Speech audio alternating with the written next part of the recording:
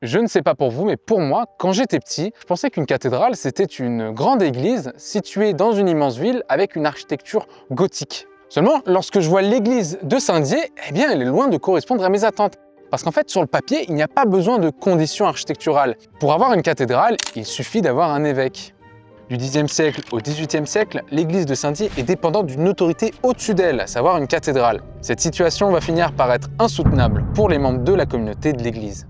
Heureusement pour eux, ils ont les moyens de faire basculer la situation et d'obtenir à leur tour une cathédrale. Pour y accéder, un projet architectural va être imaginé, créer une magnifique façade. C'est un véritable jeu de pouvoir qui va concerner l'église de Saint-Dié et la Lorraine tout entière.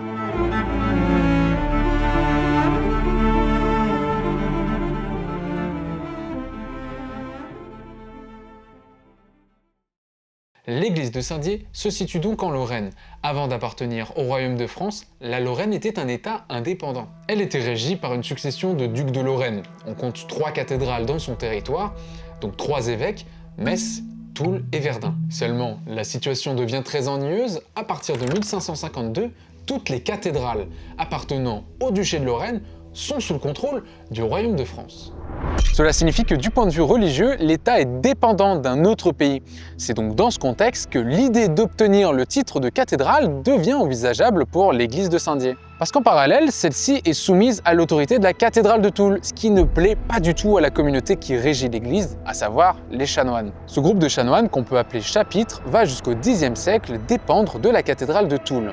Mais c'est une situation improbable qui va les mener à goûter un peu plus de liberté. La situation va changer en 1048, quand l'évêque de Toul va devenir pape sous le nom de Léon IX.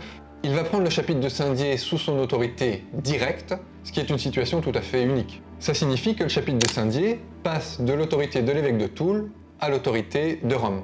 Les liens sont moins directs et donc la liberté est plus grande. Ça va lui permettre de développer une vie culturelle et intellectuelle très intense. Ce changement de hiérarchie ne va pas rendre pour autant le chapitre de Saint-Dié complètement libre. Il y a certaines choses importantes qui sont faisables que par un évêque. Donc à partir du XVIe siècle, l'enjeu pour le duché de Lorraine et le chapitre de Saint-Dié, c'est d'être autonome. Pour arriver à cela, il faut demander au pape de créer une nouvelle cathédrale, mais qui soit sous le contrôle du duc de Lorraine. La prétendante à ce projet est toute trouvée, c'est l'église de Saint-Dié.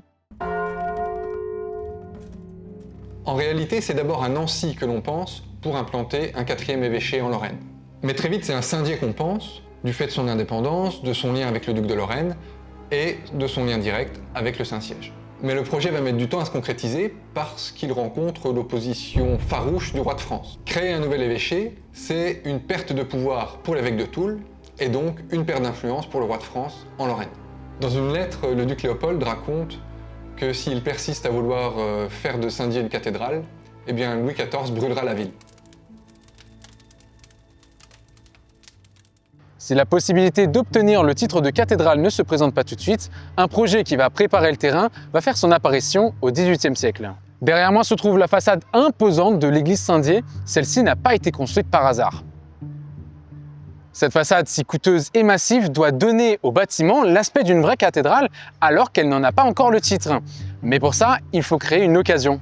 L'histoire nous raconte qu'en 1636, en pleine guerre de 30 ans, un tonneau de poudre a explosé dans la tour. On essaye tant bien que mal d'arranger cela, mais il y a un véritable danger d'écroulement qui menace l'édifice. Une aubaine à ce moment-là pour le duc de Lorraine Léopold qui va faire appel à un architecte italien talentueux, Giovan Beto.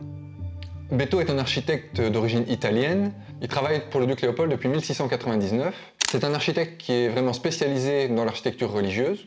Il a construit de nombreuses églises, des couvents, et il dirige alors le chantier de la primatiale de Nancy.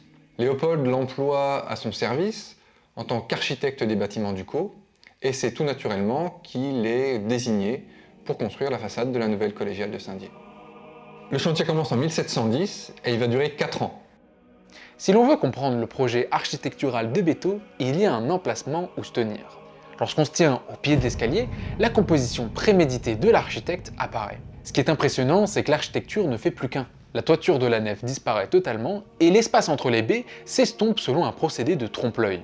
À gauche comme à droite, les tours s'imbriquent dans le fronton triangulaire. Giovan Beto avait vraiment pensé à un point de vue duquel il fallait regarder cette façade qui peut paraître au premier abord trop massive et imposante. La présence des deux tours de chaque côté de la façade donne à l'église l'aspect d'une véritable cathédrale. Le style de Beto, il est vraiment reconnaissable puisqu'il mélange à la fois des influences françaises et des influences italiennes. La partie centrale de la façade s'inspire directement d'une église de Venise, San Giorgio Maggiore, qui a été construite à la fin du XVIe siècle par Palladio. On le voit notamment quand on observe les colonnes et le fronton triangulaire qui font référence à une façade de temple. On n'a aucune certitude sur l'ancienne apparence de la façade, on a seulement quelques hypothèses. Ce qui est certain, c'est qu'en commençant les travaux en 1710, il n'est question que de démolir la tour existante et d'en reconstruire une nouvelle. C'est 2 ans plus tard que vient la possibilité de faire une nouvelle façade, mais toujours avec une seule tour. On se rapproche du but, doucement mais sûrement. Enfin, en 1714, on évoque l'idée de faire une deuxième tour.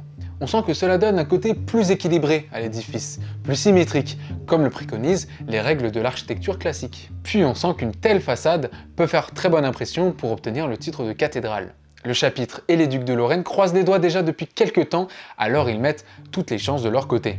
Le style de Beto, qui est tout à fait reconnaissable, va avoir une influence considérable sur l'architecture de la région. On va retrouver des références par exemple à Bertry-Moutier, à Brouvelieure et même l'église Saint-Martin. Une grande influence peut-être, mais la nouvelle façade ne suffit pas à conférer le titre de cathédrale à l'église Saint-Dié. Certes, cela a contribué à faire pencher la balance en faveur du chapitre, mais il faudra encore attendre des décennies. Ce qui va véritablement changer le cours des choses, c'est l'intégration de la Lorraine au royaume de France. À ce moment-là, les enjeux évoluent, avec Saint-Dié désormais sous contrôle français, le pays n'a plus à craindre une perte de pouvoir religieux.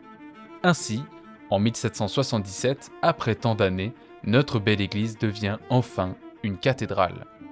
Cette façade est le témoignage physique des ambitions qu'avaient les chanoines pour l'église de Saint-Dié, un symbole politico-religieux qui n'a jamais été retouché jusque-là. Elle est le dernier aménagement important qui va donner à la cathédrale son aspect final. Après ça, les siècles vont passer jusqu'à ce que le titre de collégial finisse par devenir de l'histoire ancienne. On a bien failli un jour perdre cette façade. Du jour au lendemain, la cathédrale s'est retrouvée en ruine. C'est le résultat du tragique crime de guerre de 1944.